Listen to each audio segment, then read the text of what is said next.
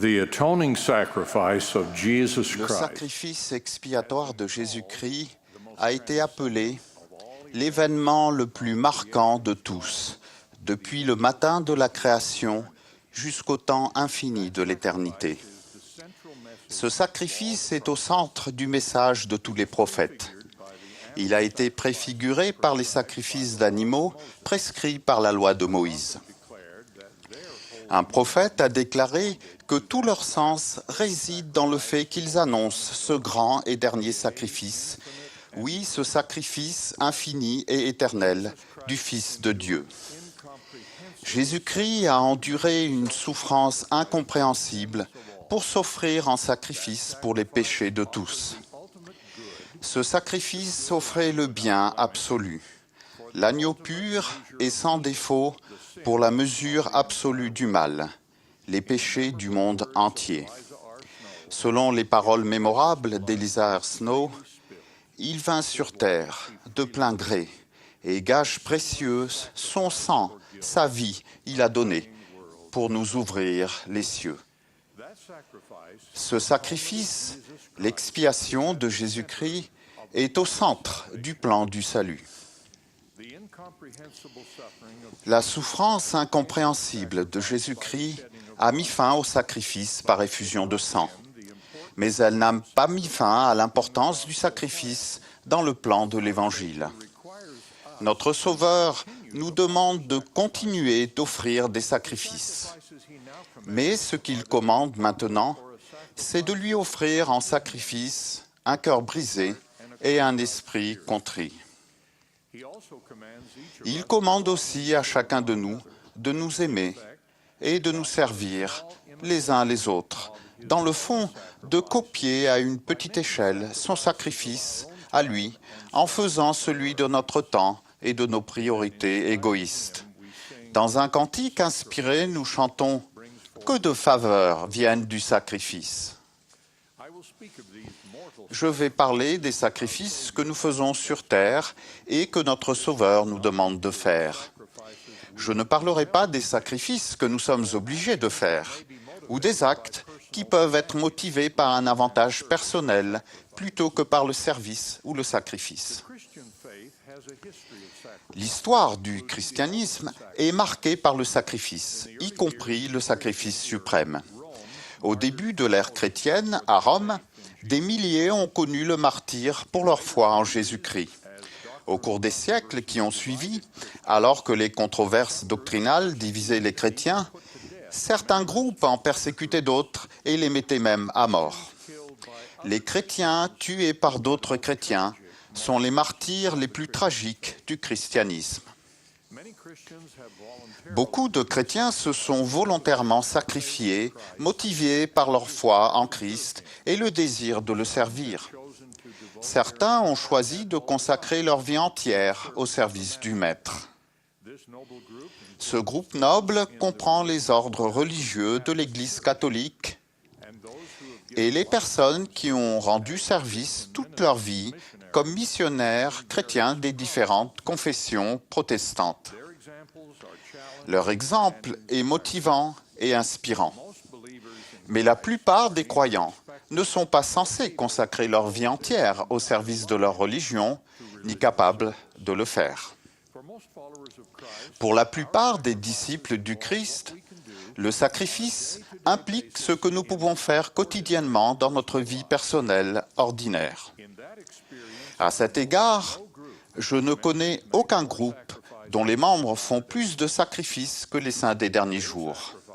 Leurs sacrifices, vos sacrifices, mes frères et sœurs, contrastent avec la recherche matérialiste habituelle de la satisfaction personnelle. Les premiers exemples que je donnerai sont ceux de nos pionniers mormons. Le sacrifice héroïque de leur vie, de leurs relations familiales, de leur foyer et de leur confort sont à la base de l'Évangile rétabli. Sarah Rich exprime les motivations de ces pionniers quand elle décrit son mari, Charles, appelé à partir en mission. C'était vraiment une période difficile pour moi, ainsi que pour mon mari. Mais le devoir nous appelait à nous séparer pour un temps. Et le fait de savoir que nous obéissions à la volonté du Seigneur nous poussait à sacrifier nos sentiments personnels pour aider à accomplir l'œuvre, d'aider à édifier le royaume de Dieu sur la terre. Actuellement, la force la plus visible de l'Église de Jésus-Christ des Saints des Derniers Jours est le service désintéressé et le sacrifice de ses membres. Avant la consécration d'un de nos temples, un ecclésiastique chrétien a demandé au président Hinckley pourquoi le temple ne contenait aucune représentation de la croix, le symbole le plus courant du christianisme. Le président Hinckley a répondu que le symbole de notre foi chrétienne est la vie de nos membres. Notre vie de service et de sacrifice est véritablement l'expression la plus juste de notre engagement à servir le Maître et nos semblables. Il n'y a pas de clergé professionnel formé et salarié de l'Église de Jésus-Christ des Saints des Derniers Jours. Par conséquent, les membres laïcs qui sont appelés à diriger et à servir nos assemblées doivent porter toute la charge de nos nombreux programmes, réunions et activités de l'Église. Ils font cela dans plus de 14 000 assemblées, rien qu'aux États-Unis et au Canada. Nous ne sommes bien sûr pas les seuls à avoir dans nos assemblées des membres laïcs qui sont instructeurs ou dirigeants laïcs. Mais c'est la quantité de temps consacrée par nos membres à se former mutuellement et à s'entraider qui est unique par son importance. Nos efforts pour que dans nos assemblées, chaque famille soit visitée tous les mois par des instructeurs au foyer et pour que chaque femme adulte reçoive mensuellement la visite d'instructrices visiteuses de la Société de secours en sont des exemples.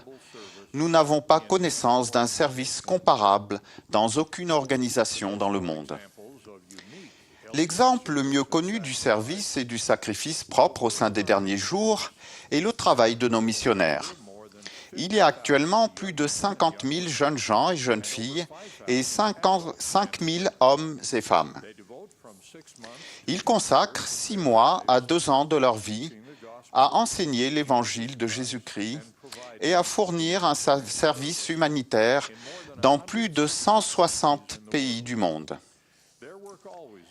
Leur travail implique toujours un sacrifice, notamment les années qu'ils consacrent à l'œuvre du Seigneur, et également les sacrifices accomplis pour fournir les fonds pour subvenir à leurs besoins. Les personnes restées à la maison, les parents et d'autres membres de la famille, font aussi des sacrifices en renonçant à la compagnie et au service des missionnaires qu'ils envoient. Par exemple, un jeune Brésilien a reçu un appel en mission alors qu'il travaillait pour subvenir aux besoins de ses frères et sœurs après le décès de son père et de sa mère. Une autorité générale a décrit ses enfants en train de tenir conseil et de se souvenir que leurs parents décédés leur avaient enseigné à toujours être prêts à servir le Seigneur. Le jeune homme a accepté son appel en mission et le frère de 16 ans a pris la responsabilité de travailler pour subvenir aux besoins de la famille. La plupart d'entre nous connaissent de nombreux autres exemples de sacrifices pour faire une mission ou pour aider un missionnaire. Nous n'avons pas connaissance d'un service bénévole et d'un sacrifice volontaire comparable dans aucune organisation dans le monde. On nous demande souvent, comment persuadez-vous vos jeunes et vos membres plus âgés de laisser leurs études ou leur retraite pour se sacrifier de cette façon? J'en ai entendu beaucoup donner cette explication. Sachant ce que le Sauveur a fait pour moi, sa disposition à souffrir pour mes péchés et à surmonter la mort pour que je puisse vivre à nouveau, j'ai le sentiment que c'est un honneur de faire le petit sacrifice que l'on me demande à son service. Je veux transmettre la compréhension qu'il m'a donnée. Comment fait-on pour persuader de tels disciples du Christ de servir? Comme un prophète l'a expliqué, il suffit de le leur demander. D'autres sacrifices résultant du service missionnaire sont ceux des personnes qui donnent suite aux enseignements des missionnaires et deviennent membres de l'Église. Pour de nombreux convertis, ces sacrifices sont considérables et comprennent la perte des amis et des relations familiales. Il y a de nombreuses années, pendant cette conférence, on a parlé d'un jeune homme qui a découvert l'Évangile rétabli pendant qu'il faisait ses études aux États-Unis. Alors qu'il s'apprêtait à rentrer dans son pays natal, le président Hinckley lui a demandé ce qui allait lui arriver quand il rentrerait chez lui.